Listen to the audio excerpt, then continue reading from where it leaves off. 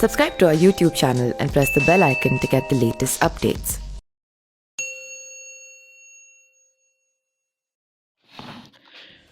पूर्वांचल के दो बड़े बाहुबली जो अब माननीय बन चुके हैं। हम बात कर रहे हैं ब्रजेश सिंह और खूंखार मुख्तार अंसारी की।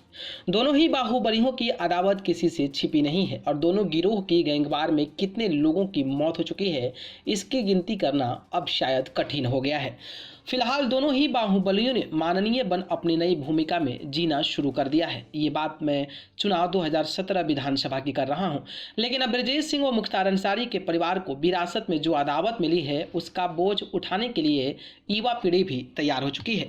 बाहुबली मुख्तार अंसारी के शूटर बेटे अब्बास अंसारी अब इस लायक हो गए हैं कि वो अपने पिता के विरासत संभाल सकते हैं।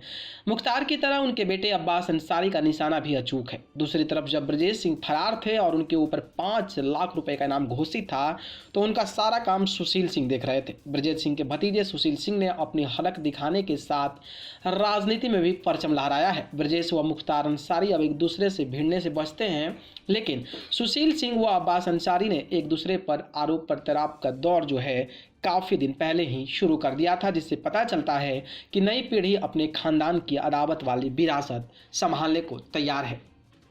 कृष्णानंद राय के भतीजे ने भी ठोकी दी था। बीजेपी के नेता रहे वो ब्रजेश सिंह के खास कृष्णानंद राय की हत्या में मुख्तार अंसारी सालों से जेल में बंद हैं और उसको लेकर अभी भी कोर्ट में मामला जारी है। यूपी में वर्ष 2017 में चुनाव हुए थे तो वहां पर उनके भतीजे ने भी जबरदस्त तरीके का रौद्र दिखाया था।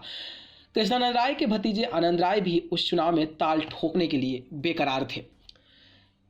क्या दोहरा पाएगा वर्षों का पूर्व का इतिहास? क्या वर्षों पूर्व का इतिहास दोहरा पाएगा? अब यह सवाल होने लगा है। कृष्णानंद राय जब जिंदा थे तब उन्होंने ब्रजेश सिंह के लिए बाहुबली मुख्तार अंसारी से अदावत की थी। बाद में कृष्णानंद राय की हत्या में मुख्तार अंसारी का नाम आया था। कहते हैं कि समय के साथ इतिहास खुद को दोहराता है।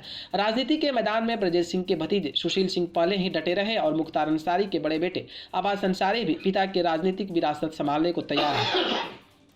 दूसरी तरफ कृष्णानंद राय के भतीजे आनंद राय भी गाजीपुर से चुनाव लड़ने को तैयारी कर रहे थे। तीनों ही लोगों को विरासत में अदावत मिली है और जो समीकरण बन रहे हैं उससे साफ हो जाता है कि अब नई पीढ़ी अपने खानदान की अदावत वाली विरासत को संभालने के लिए तैयार है। यदि फिर से ब्रजेश सिंह व कृष्णानंद राय के परिजन मिलते हैं और मुख्तार अंसारी के शूटर बेटे को राजनीति में चुनौती देते हैं तो कहा जाएगा कि इतिहास ने खुद को दोहरा दिया है, जिसको लेकर कई सारे और भी बड़े बड़े मामले सामने आने लगेंगे। न्यूज़ रूम से न्यूज़ लाइव की रिपोर्ट।